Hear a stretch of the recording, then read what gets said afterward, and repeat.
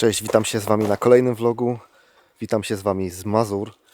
Tak jak obiecałem, planowałem wrócić w zimę na jezioro Śniadwy i jestem tutaj, powiem Wam.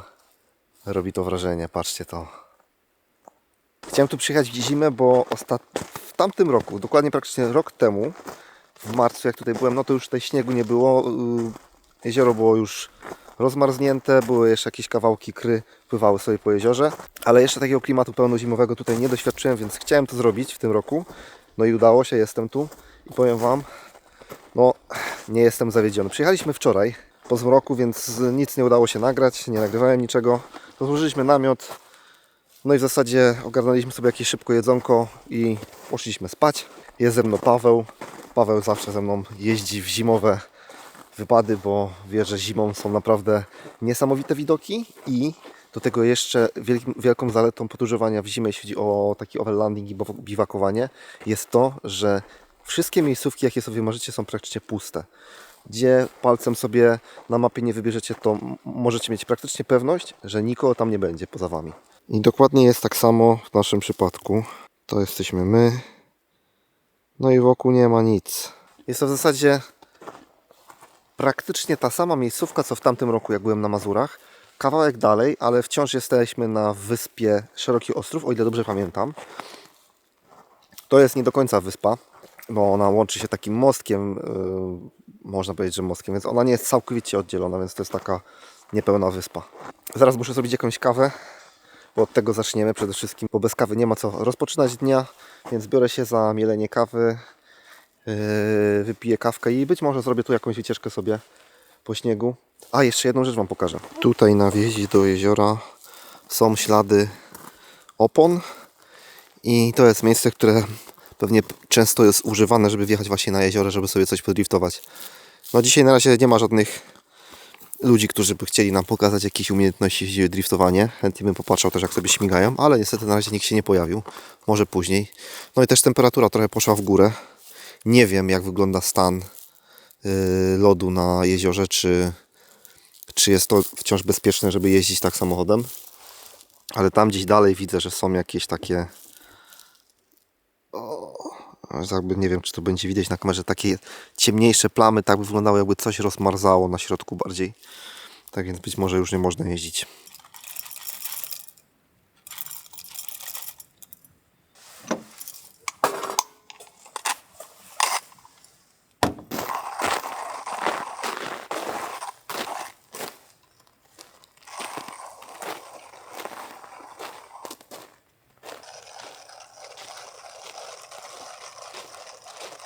No i to jest luksus, patrzcie to. Oczywiście jest kawka, którą robiłem, stoi sobie, czeka. No i to jest śniadanie, takiego śniadania w żadnej restauracji nie dostaniecie. Tu jest pan kucharz, który dzisiaj nawalał. Będziemy sprawdzać. Zaraz będziemy sprawdzać, jak to wyszło. Damy Wam później znać. Szakszuka była wyborna. Oczywiście niczego innego nie można było się spodziewać. No i teraz pora na jakiś spacer. Idę aktualnie spacerem po jeziorze. Widziałem, że panowie tutaj gdzieś przed chwilą mierzyli głębokość lodu. I wygląda na to, że jest tutaj pół metra jeszcze lodu. Więc idę sobie zrobić spacer po jeziorze. Ogólnie jest tak, że widziałem, że jeszcze też jakieś samochody jeżdżą tam na wyspach. Ludzie sobie też chodzą z psem, tak więc no przypuszczam, że jest w miarę bezpiecznie. Są takie, zaraz Wam pokażę. To tutaj to jest pęknięcie, które idzie sobie, ale to pęknięcie jest no raczej niegroźne, przypuszczam. W ogóle autofokus nie potrafi sobie złapać. Może być też to całkowicie przepalone, bo no jest jasno, po prostu jest bialutko. No i teraz jestem na tej miejscówce, co byliśmy rok temu. Tutaj jest ten ładny wychodek. I ta miejscówka jest też niezła. Tutaj ten widok jest dużo lepszy niż tam, co mamy, ale tam jesteśmy bardziej incognito, że tak powiem. Mniej schowani, mniej widoczni, ale tutaj widok na te dwie wyspy są... No jest niezły, patrzcie to. Nie wiem, czy coś zobaczycie, bo... Operuję w rękawiczkach i jest zimno. No, ale jest nieźle. No jest chłodno. Jest teraz chyba, nie wiem, -4, może coś takiego, do -5. Ale jest cisza, powiem wam to, co tutaj jest. Cisza na tej wyspie tutaj. O, teraz ptaki się odzywają, ale to jest... Ta cisza jest wręcz pochłaniająca jakiekolwiek dźwięki. Jest po prostu... To jest niesamowite i takie wręcz kojące.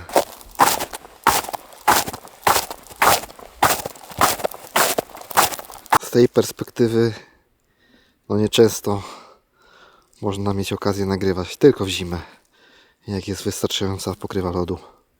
Niesamowite to jest, kurde. Ta natura to jest piękna. Pewnie fokus nie jest w stanie kompletnie złapać, co się dzieje po drugiej stronie, bo jest totalnie biało, nie? Zbliżam się do tych wysep, ale nie wiem, czy dotrę tam, bo no jeszcze do nich jest kawałek. Ciężko sprawdzić. Zobaczymy, jak daleko jeszcze dojdę. Tutaj jest odsunięty kawałek tej pokrywy lodowej. Śnieg po prostu najprawdopodobniej został rozwiany i widać właśnie ten lód. Tu pewnie chyba też jakieś pęknięcie było, bo widzę, że idzie taki ślad. Ciekawe. Jeszcze wam pokażę tutaj, o, tu gdzie szło pęknięcie. Tam już jest zasklepiony lód pod spodem. Jest. Nie no, tu jest grubo fes jest. Przerębel, który sprawdza głębokość lodu. Paweł wkładał rękę do tego. Ja nie będę tego robił. Podobno jest przynajmniej pół metra, więc pół metra brzmi jak całkiem bezpieczna ilość. Chyba się uda. Już prawie jestem na tych wyspach. I powiem wam, wydawało mi się, że no jest to mniejszy dystans, ale tam to jest zblurowane. Nie będziecie widzieć tego drugiego końca, z którego zacząłem. Ale jest to kawał drogi. Jest to kawał drogi i dosyć mocno się zmęczyłem, powiem wam. Ale stwierdziłem, nie będę się poddawał. Dojdziemy do końca wyspy, dotkniemy wyspy, rozejrzę się tam, jak to wygląda tutaj i będę wracał.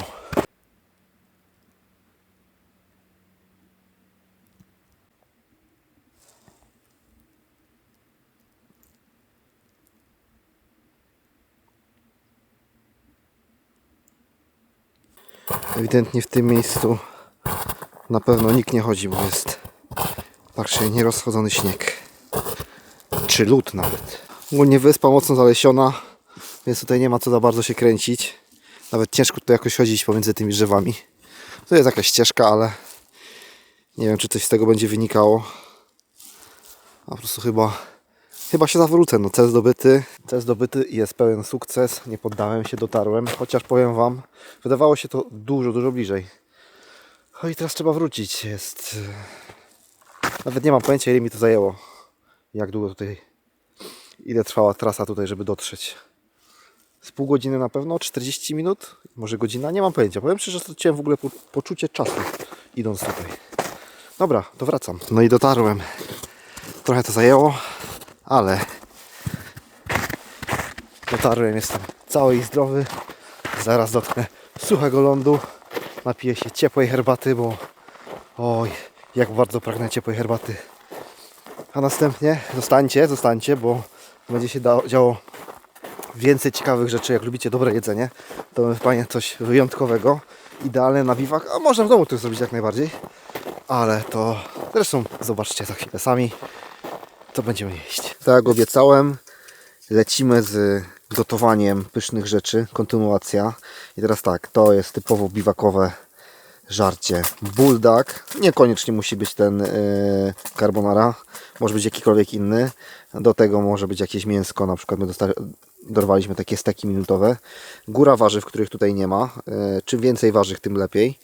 No i w zasadzie no, wszystko polega na tym, żeby po prostu wymieszać na patelni. Więc ugotujemy sobie makaron najpierw i będziemy powoli wrzucać na patelnię. Steki sobie wrzucimy też najpierw na szybko gdzieś na osobnej patelni.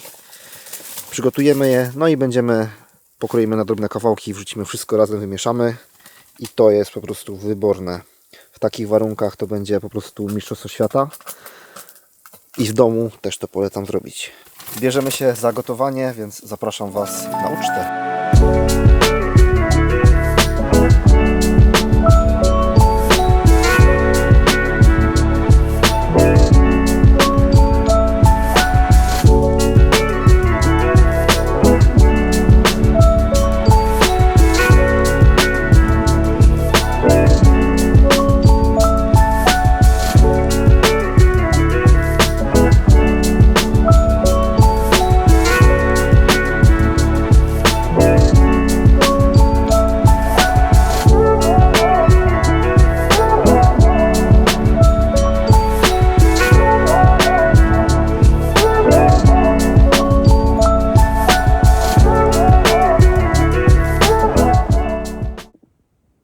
straciłem drona. Postanowił wrócić na miejsce i zachował się w ogóle, jakieś absurdalne rzeczy zrobił.